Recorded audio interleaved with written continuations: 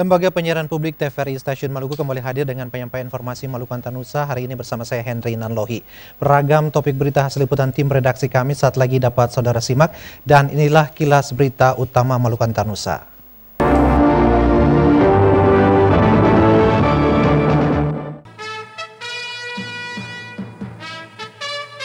Partai Golkar optimis masuk 2 besar pemenang pemilu 2019. Bantuan terus mengalir bagi korban kebakaran Jalan Sedap Malam Ambon.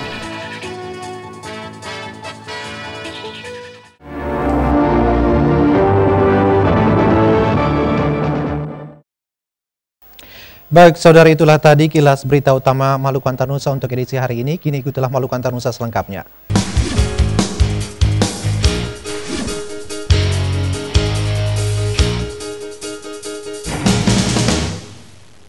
Ketua Umum Ikatan Dokter Indonesia Muhammad Adi Kumaili mengakui akses rujukan kesehatan menjadi persoalan di wilayah kepulauan. Pasalnya biaya rujukan menjadi lebih besar akibat akses transportasi dan di luar dari tanggungan pemerintah. Geografis Maluku yang berkepulauan tentunya menjadi tantangan bagi pemerintah dan masyarakat di negeri ini. Tidak hanya persoalan akses perekonomian, informasi, komunikasi, dan transportasi, namun juga persoalan kesehatan masyarakat di wilayah kepulauan. Ketua Umum Ikatan Dokter Indonesia Muhammad Adi Kumaili mengakui persoalan yang dihadapi di wilayah kepulauan adalah akses rujukan kesehatan pasien. Hal ini mengingat transportasi antar pulau tidak menjadi tanggung jawab pemerintah. Pemerintah hanya bisa menjamin biaya kesehatan pasien melalui program Jaminan Kesehatan Nasional JKN. Untuk itu terkait Universal Health Coverage atau pemenuhan layanan kesehatan secara menyeluruh, tentunya ada hal yang menjadi tanggung jawab pemerintah pusat dan pemerintah daerah. Menurutnya, pelayanan kesehatan yang dilakukan pemerintah saat ini adalah upaya tindakan kuratif atau penanganan pengobatan pasien, bukan pencegahan, padahal tindakan promotif dan preventif mesti menjadi perhatian serius pemerintah untuk mengantisipasi tingginya angka kesakitan serta mewujudkan pelayanan kesehatan yang baik bagi masyarakat. Kalau umpamanya sekarang kita rujuk kadang-kadang, ini kan menjadi problem ini sekarang. Bagaimana supaya angka rujukan, karena permasalahan bukan pembebanan biaya kesehatannya, pembebanan biaya rujukannya yang terlalu tinggi kalau di daerah kepulauan. Dia akses untuk transportnya itu menjadi beban, dan siapa? Universal Health Coverage itu nggak menjamin itu, jaminan kesehatan nasional nggak menjamin terkait dengan masalah hal itu gitu loh. Dan ini yang kemudian akhirnya apa? Kalau kita bicara Universal Health Coverage, ini bukan tanggung jawab pusat saja. Ini juga harus ada tanggung jawab daerah. Mana yang menjadi prioritas pusat, mana menjadi prioritas itu tanggung jawab daerah. Kalau kita bicara jaminan kesehatan nasional, maka kita sebenarnya bicara terkait dengan UKP-nya saja. Ya, jadi kesehatan perorangannya saja, kuratifnya saja gitu. Tapi kita nggak bicara preventif promotifnya. Kita nggak bicara UKM-nya untuk kesehatan masyarakatnya. Nah, ini yang sampai kapanpun ya, istilahnya mau itu siapapun pemimpinnya, kalau selama orientasi di dalam jaminan kesehatan ya, itu sampai kapanpun beban itu akan tinggi. Kenapa? Kuratifnya masih yang ditonjolkan. Menurut Kumaili, hal terpenting yang mesti dilakukan pemerintah saat ini adalah meningkatkan dan merevitalisasi fungsi puskesmas. Peningkatan ini dilakukan dengan menyediakan berbagai fasilitas kesehatan maupun tenaga dokter. Melkilatus Sawawule, Sarles Pelaman melaporkan.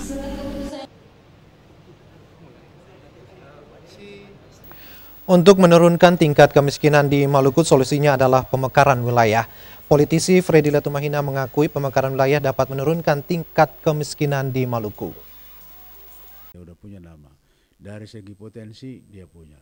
Dari segi Politisi Freddy Latumahina menjelaskan dengan pemekaran wilayah akan mengurai rentang kendali dalam pembangunan, membuka kawasan ekonomi baru yang pada akhirnya dapat menurunkan tingkat kemiskinan di Maluku yang hingga kini masih tinggi.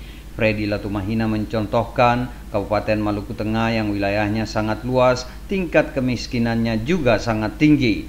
Seharusnya Kabupaten Maluku Tengah dimekarkan menjadi beberapa wilayah otonom. Freddy Latumahina menyampaikan saatnya Kepulauan Lease misalnya dimekarkan bersama Jasira Lehitu dan Salahutu dijadikan satu daerah otonom baru.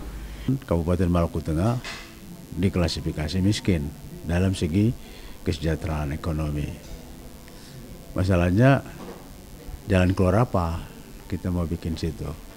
Nah, menurut saya kalau kita lakukan pemetaan secara geografis, maka memang kita bisa kelompokkan pada potensi-potensi ekonomi. Kabupaten Maluku Tengah itu sangat luas. Tadi 17 kecamatan. Ada kepulauan. Nah, menurut saya perlu ada pemekaran. Pemekarannya apa? Sejarah dari dulu orang sudah kenal Pulau Ambon dan Kepulauan Liase.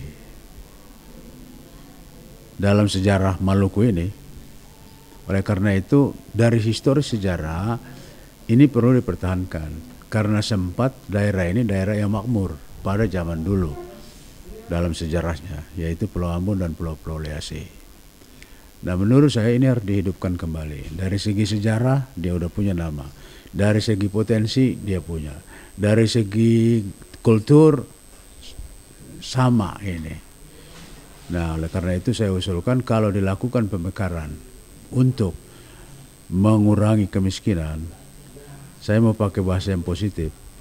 Kalau kita melakukan pemekaran demi kesejahteraan masyarakatnya, maka kedua daerah ini harus digabungkan menjadi satu kabupaten. Kabupaten Pulau Ambon dan Pulau-Pulau Liase. Saya kira sampai sekarang kepolisian kan mempergunakan itu. Pulau Ambon dan Kepulauan Liase. Berarti itu ada sebuah pengakuan satu era yang memang sudah lama dia berkembang berada. Ketua Komisi A DPRD Maluku Melkias Frans juga sependapat dengan wacana pemekaran wilayah di daerah ini. Melkias Frans menyatakan pihaknya di Komisi A DPRD Maluku telah merekomendasikan pemekaran 13 wilayah baru. Adanya pemekaran wilayah di Maluku oleh Melkias Frans nantinya dapat mensejahterakan masyarakat karena setidaknya dapat mengurangi tingkat pengangguran yang masih tinggi. Bila 13 daerah otonom baru yang telah diusulkan pembentukannya itu direalisasikan, pembangunan di Maluku akan berjalan baik dan dapat mengejar ketertinggalan dari daerah lain di tanah air. Kalau mau masyarakat kita bekerja, punya peluang kerja yang cukup, alternatif adalah pembentukan daerah otonom baru. Dan karena itu kita Komisi A, ya, DPRD Provinsi Maluku, CQ Komisi A, dan saya ketuanya. Saya Melkias Frans ketua komisinya. Kita menggagas untuk bagaimana caranya ada pembentukan daerah-daerah baru di daerah-daerah otonom baru di Maluku ini. Nah, mengapa ini digagas? Selain membuka lapangan kerja di bidang pemerintahan, juga ikutannya adalah pekerjaan lain di bidang swasta, karena otomatis kalau ada pembentukan daerah otonom baru, di situ ada pusat-pusat pertumbuhan ekonomi yang baru. Di samping itu mengurai tingkat kepadatan penduduk di Kota Ambon. Kalau daerah-daerah ini dimekarkan, kita kan sudah menetapkan ya keputusan 13 calon daerah otonom baru. Melkias Frans menyatakan ke-13 daerah otonom baru yang diusulkan menyebar di seluruh wilayah di Maluku akan direalisasikan secara bertahap sesuai dengan kondisi keuangan negara. Boy Nahrum Edmond Tupan melaporkan.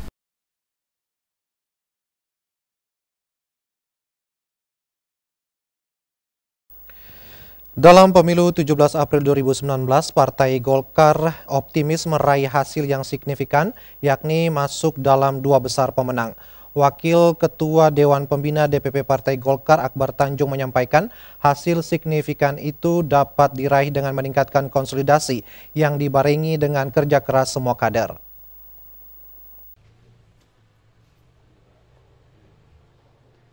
Kader Partai Golkar termasuk yang ada di Maluku harus meningkatkan soliditas dengan senantiasa menggalang konsolidasi. Hal itu sebagai upaya mengembalikan kejayaan Partai Golkar yang senantiasa menjadi pemenang dalam kontestasi pemilu 5 tahunan sebelum era reformasi. Wakil Ketua Dewan Pembina DPP Partai Golkar Akbar Tanjung menyampaikan melalui konsolidasi yang dibarengi dengan kerja keras semua kader, kejayaan yang pernah dialami akan diraih kembali. Akbar Tanjung menyampaikan masalah tersebut dalam temu kader dan silaturahim dengan pengurus Partai Golkar se-Maluku di Ambon.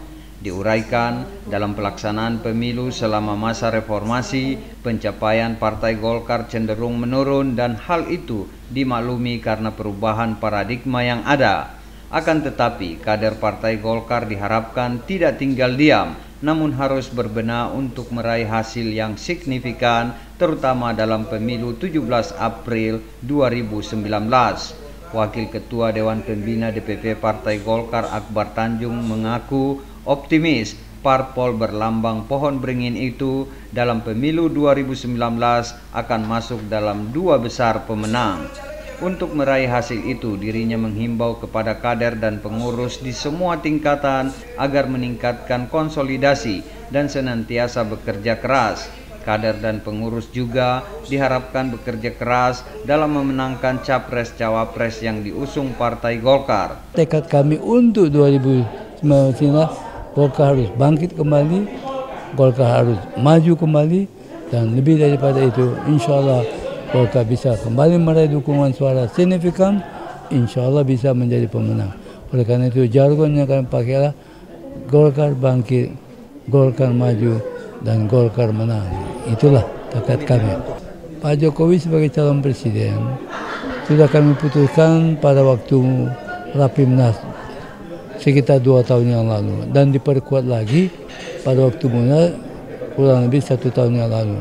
Dengan demikian jelas bahwa tekad Golkar untuk memenangkan, mendukung Jokowi sudah kami lakukan sejak 2 tahun yang lalu, dan pada hari-hari ini tentunya Golkar dituntut membuktikan dukungannya, kontribusinya yang insya Allah menghasilkan kemenangan kembali Pak Jokowi sebagai presiden. Ketua Dewan Pembina Partai Golkar Maluku, Seth Sahuburua, menyatakan menghadapi kontestasi 5 tahunan itu, seluruh komponen Partai Golkar telah siap bertarung dan memenangkan pileg maupun pilpres di daerah ini. Boy Nahrum, Edmond Tupan melaporkan. 8 pemerintah Provinsi Kepulauan sebagai upaya mencari masukan yang dibutuhkan terus dilakukan sebagai upaya memboboti RUU yang sementara digodok. Ketua Pansus RUU Daerah Kepulauan Edison Betaubun menyampaikan komunikasi yang dilakukan tersebut selain untuk mendapat masukan juga agar nantinya dapat menghindari salah tafsir dalam pembahasan.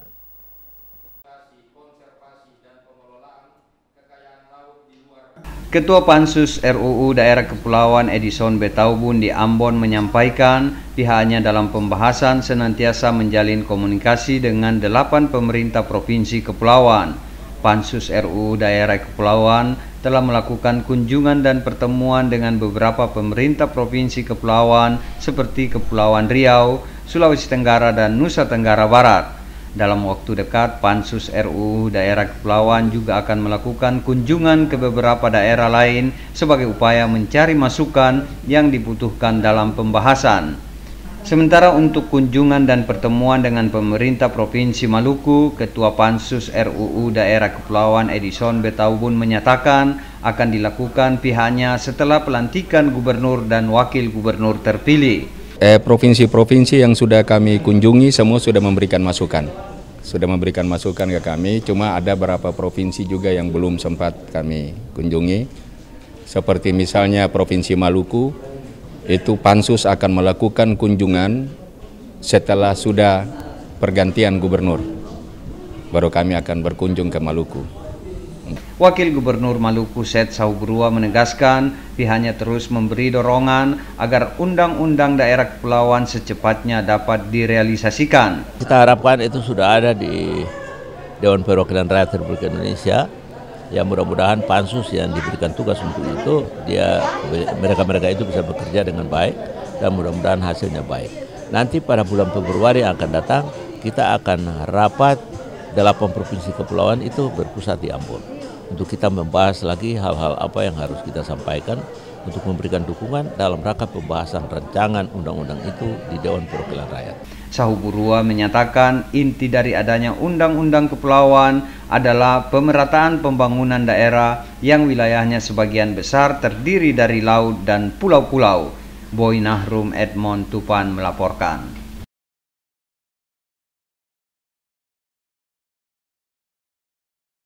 RUU Daerah Kepulauan kini terus digodok pembahasannya karena ditargetkan September 2019 akan dirampungkan. Ketua Pansus RUU Daerah Kepulauan Edison Betaubun menyampaikan masalah tersebut di hadapan peserta Intermediate Training LK2 tingkat nasional Himpunan Mahasiswa Islam tahun 2019 di Ambon.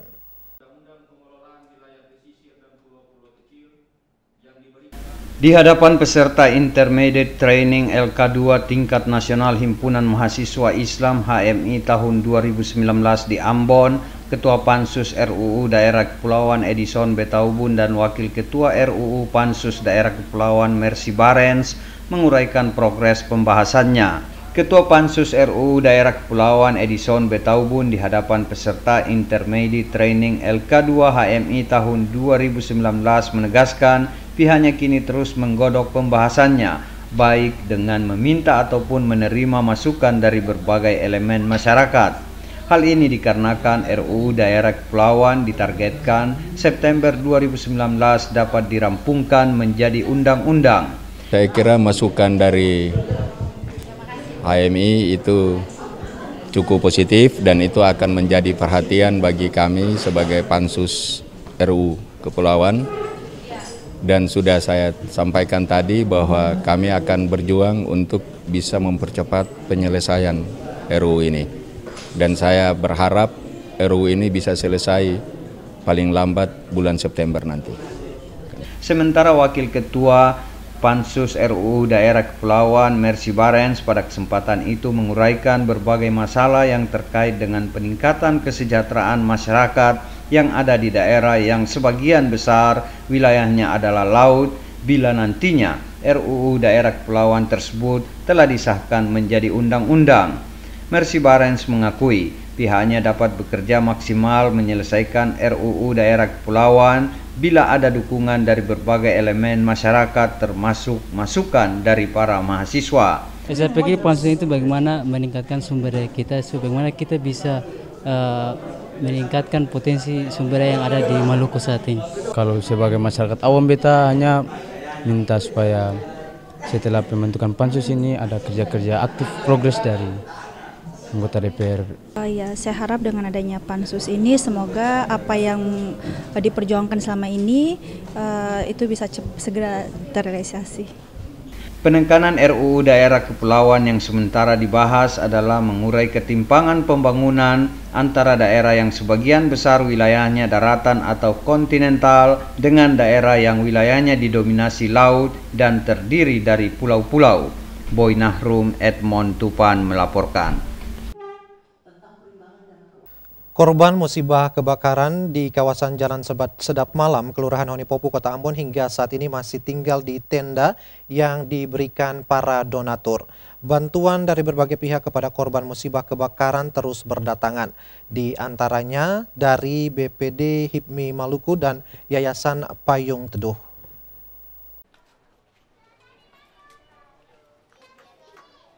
Warga korban musibah kebakaran di Jalan Sedap Malam, Kelurahan Honipopu, Kota Ambon berjumlah 78 kepala keluarga dengan 246 jiwa. Sebagian dari mereka kini masih tinggal di tenda yang diberikan para donatur. Ada juga di antara mereka yang memilih tinggal sementara bersama sanak saudara. Sebagai ungkapan keprihatinan kepada korban musibah kebakaran itu, pengurus BPD HIPMI Maluku menyalurkan bantuan kepada mereka. Ketua BPD HIPMI Maluku, Jacqueline Margaret Sahetapi menyerahkan bantuan kepada korban musibah kebakaran. Jacqueline Margaret Sahetapi menyatakan bantuan yang diberikan tidak seberapa, akan tetapi setidaknya dapat meringankan beban yang diderita. Ini merupakan wujud kepedulian kita dari HIPMI, Himpunan Pengusaha Muda Indonesia BPD Maluku, sebagai tanggung jawab moral kita dalam bermasyarakat, di mana HIPMI tidak konsen saja untuk hal-hal yang berwirausaha atau soal bisnis, tapi kita juga konsen terhadap masalah-masalah sosial yang terjadi di sekitar kita, terutama di Provinsi Maluku dan khususnya di Kota Ambon. Kebetulan saat ini saudara-saudara kita yang di Ayapati lagi mengalami musibah, jadi ini wujud panggilan kita sebagai tanggung jawab sosial kita dari HIPMI untuk ada bersama dan turut merasakan apa yang dirasakan oleh saudara-saudara kita yang mengalami musibah. BPD HIPMI Maluku mengharapkan agar pihak perbankan melirik para korban musibah kebakaran itu karena sebagian besar dari mereka adalah pelaku UMKM. Setidaknya pihak perbankan dapat memberikan modal usaha agar mereka kembali dapat melakukan aktivitas usaha. Yang kami sangat harapkan setelah ini adalah satu, trauma healing. Bagaimana memulihkan trauma, itu yang penting, sehingga membangkitkan semangat hidup kembali kepada saudara-saudara kita yang baru mengalami musibah. Yang kedua, kami melihat bahwa saudara-saudara kami di sini yang mengalami musibah rata-rata adalah pelaku usaha kecil, mikro. Yang mereka ini sebenarnya juga adalah tulang punggung ekonomi di Kota Ambon. Maka penting sekali ada perhatian dari pemerintah, juga dari stakeholder terkait, misalnya dari bank yang memberikan KUR seperti BRI, BNI dan seterusnya. Kalau bisa datanglah ke sini, lihat kondisinya. Mereka ini tiap hari membuka kios, berjualan dengan putaran uang yang sebenarnya cukup baik. Ada kos-kosan juga yang hendak dibangun, dan ketika dibangun bisa dipastikan langsung bisa dihuni. Ungkapan kepedulian juga diberikan Yayasan Payung Teduh untuk meringankan beban para korban musibah kebakaran.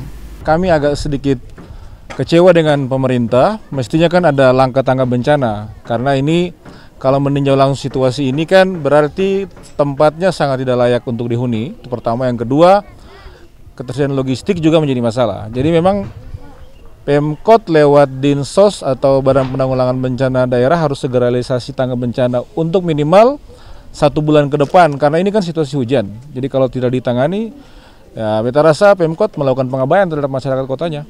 Kebakaran yang terjadi pekan lalu di Jalan Sedap Malam Ambon menyebabkan 2 orang meninggal dunia dan 78 kepala keluarga kehilangan tempat tinggal karena tempat kos mereka ludes dilalap api. Boy Nahrum, Edmond Tupan melaporkan. Kepengurusan baru Ikatan Dokter Indonesia Maluku dan Kota Ambon periode 2018-2021 Sabtu pagi dilantik Ketua Umum IDI Muhammad Adi Kumalai. Ketua IDI Provinsi Maluku kembali dijabat Dr. Ade Tuanakota dan IDI Kota Ambon dijabat Dr. Rodrigo Limon.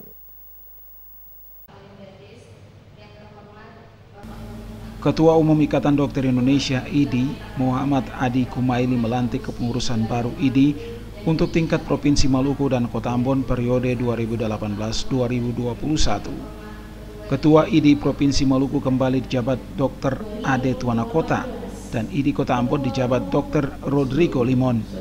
Ketua Umum Ikatan Dokter Indonesia Muhammad Adi Kumaili yang juga baru menjabat sebagai ketua terpilih menyatakan aktivitas kegiatan sosial IDI Maluku menjadi role model atau contoh bagi kepengurusan IDI daerah lain.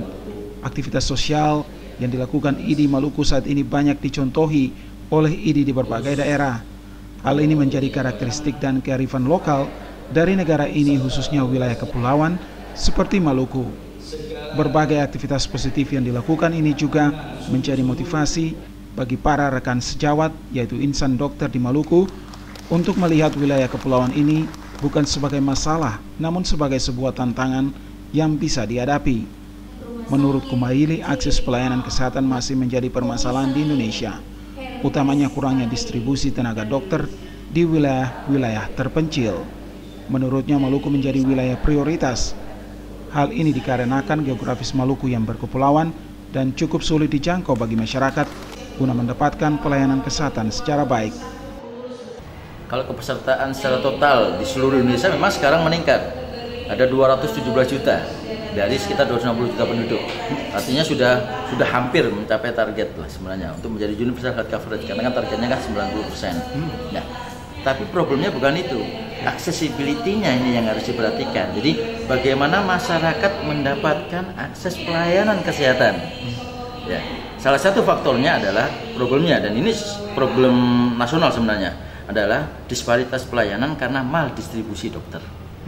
Maldistribusi dokter khususnya di daerah terpencil, pedalaman dan kepulauan. Dan saya kira Maluku ini menjadi konsen yang sangat prioritas.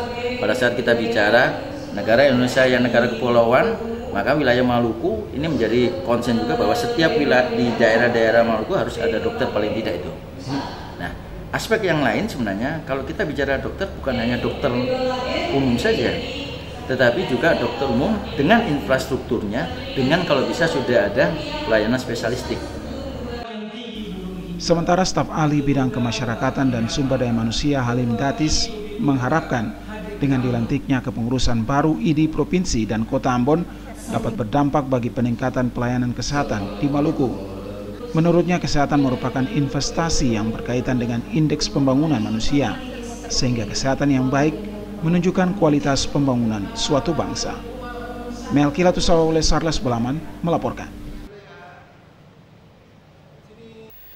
Ikatan Keluarga Artis Dangdut Indonesia IKAR di Maluku kini rutin menggelar konser musik. Ketua Pembina IKAR di Maluku, Melkias Frans, menyatakan konser musik yang dilakukan sebagai upaya mendukung Ambon sebagai kota musik dan menggalang dana untuk korban bencana di sejumlah wilayah di tanah air.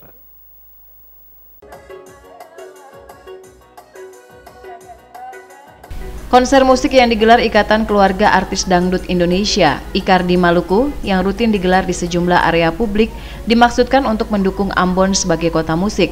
Konser musik yang dilakukan juga sebagai upaya menggalang dana untuk korban bencana alam di sejumlah wilayah di tanah air. Ketua Pembina IKAR di Maluku, Melkias Frans, menyatakan kendati kepengurusannya belum dilantik, namun konser musik tetap mereka lakukan sebagai upaya menghibur masyarakat. Tujuan lainnya dari konser yang rutin dilakukan IKAR di Maluku di sejumlah ruang publik adalah mendukung program pemerintah Kota Ambon, menjadikan Kota Manise sebagai kota musik, serta menggalang dana untuk korban bencana alam. Jadi kita aksi 3 kali konser dalam rangka berupaya mengumpulkan dana untuk bantuan kemanusiaan, dan ketua kita, Ketua IKAR di Haji Aim telah mengirimkan kepada posko-posko bantuan. Yang berikut agenda selanjutnya adalah kita tetap lakukan konser dengan sasaran adalah mal-mal dengan tujuan untuk juga mendapatkan dana, dan kita memberi penghormatan kepada artis-artis dangdut yang sudah senior.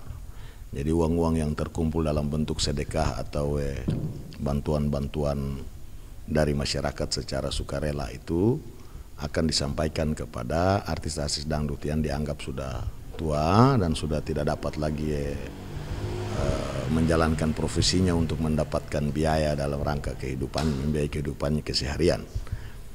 Dan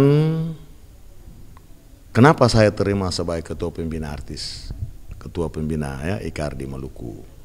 Yang pertama, sudah sejalan dengan visinya dan misi Wali Kota Ambon, Pak Risat Luana Pesi, yang mana menjadikan Ambon sebagai kota musik dunia. Melkias Frans menyampaikan kepengurusan IKAR di Maluku dalam waktu dekat akan dilantik yang diketuai oleh Mus Mualim. Boy Nahrum, Edmond Tupan melaporkan.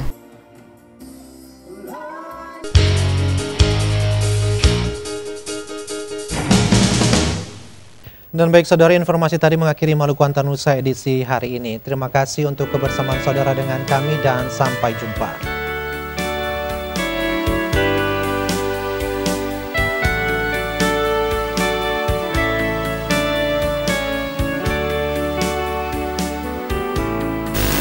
Kota Ambon, ibu negeri, tanah Maluku, di